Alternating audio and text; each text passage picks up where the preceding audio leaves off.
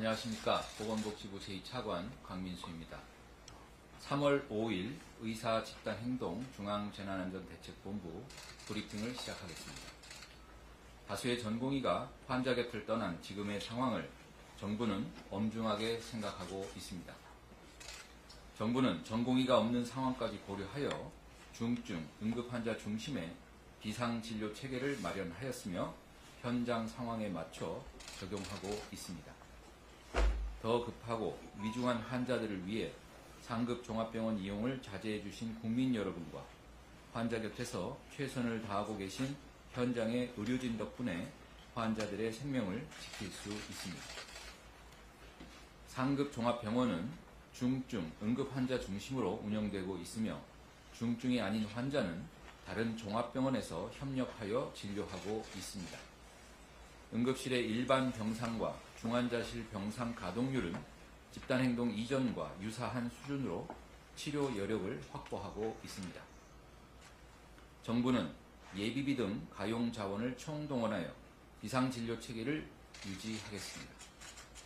의사가 부족해 수련생인 전공의에 의존해왔고 비중증 환자도 수도권 상급 종합병원으로 집중될 수밖에 없었던 현재의 왜곡된 의료체계를 바로잡는 계기가 될 수 있도록 비상진료 체계를 설계, 운영해 나가겠습니다. 3월 4일 20시 기준 주요 100개 수련병원에 대한 점검 결과를 말씀드리겠습니다.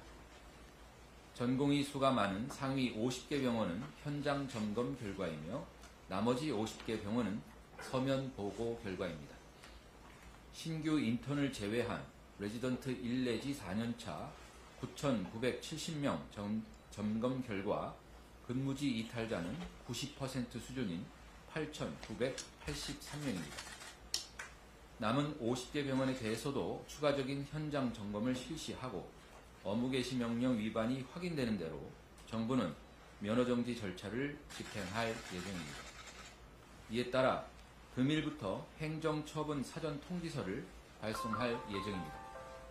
국민의 생명과 건강을 지키는 것은 의사의 직업적, 윤리적 책무이자 의료법에 따라 의사에게 부여된 의무입니다. 의사가 아닌 일반 회사에서도 사직하기 전 회사와 미리 상의하고 인수인계 과정을 거쳐 업무에 공백이 생기지 않도록 하고 있습니다. 사회 구성원으로서, 조직의 일원으로서 당연한 상식입니다. 의사는 일반 직업인보다 더 많은 권한을 부여받은 만큼 더 많은 책무도 있습니다. 그럼에도 전공의들은 아무런 대책 없이 환자의 곁을 떠났습니다. 심지어 응급실, 중환자실도 비웠습니다.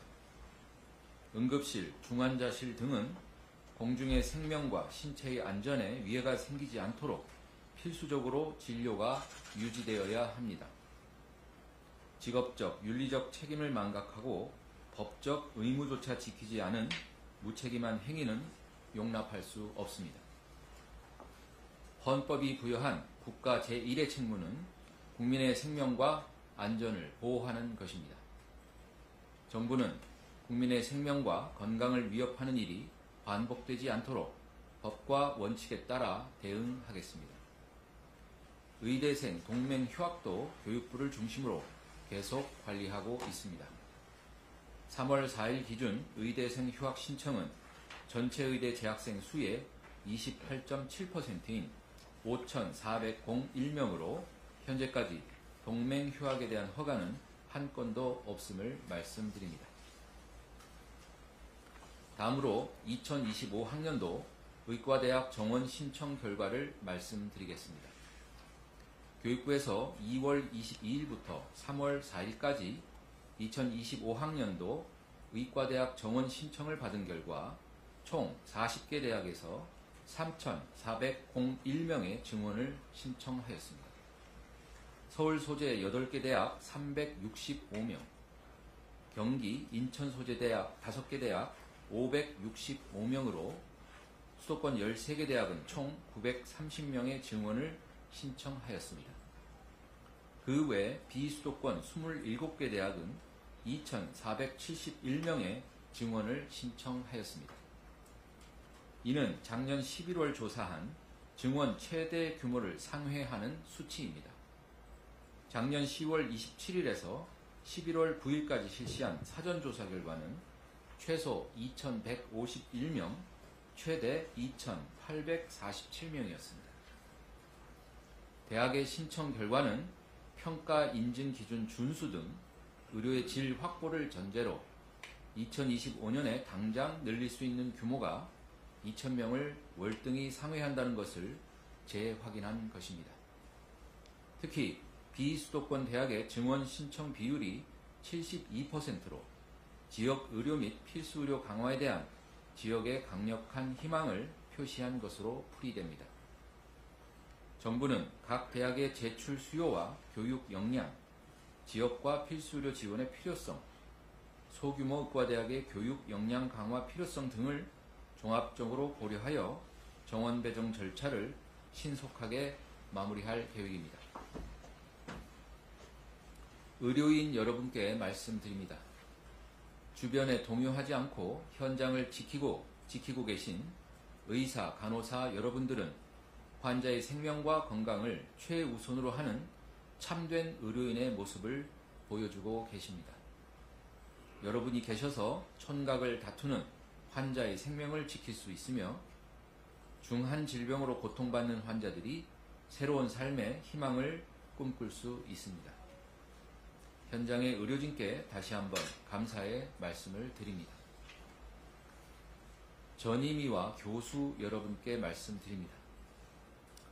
여러분이 지켜야 할 가장 귀중한 가치는 바로 환자의 생명임을 기억해 주시기 바랍니다. 여러분은 사람의 생명을 살리는 의사이기 때문에 국민의 신뢰와 존경을 받는 것입니다. 환자의 곁을 떠나지 않고도 여러분의 의견을 충분히 표명할 수 있습니다. 환자의 생명을 위태롭게 하는 방법이 아닌 대화를 통해 의견을 제시해 주시기 바랍니다. 정부는 여러분들의 의견을 경청하겠습니다. 여러분들의 목소리는 환자 곁에 있을 때 더욱 강하다는 사실을 기억해 주시기 바라며 국민의 신뢰와 존경을 받는 의사로 남아주시기를 호소드립니다. 국민 여러분께 말씀드립니다. 대한민국이 위기 때마다 어려움을 극복해온 것은 국민 여러분의 성숙한 시민의식 덕분입니다. 이번에도 국민 여러분의 적극적인 협조가 있어 중증, 응급환자 중심의 비상진료 체계가 유지되고 있습니다. 다시 한번 고개 숙여 감사의 말씀을 드립니다.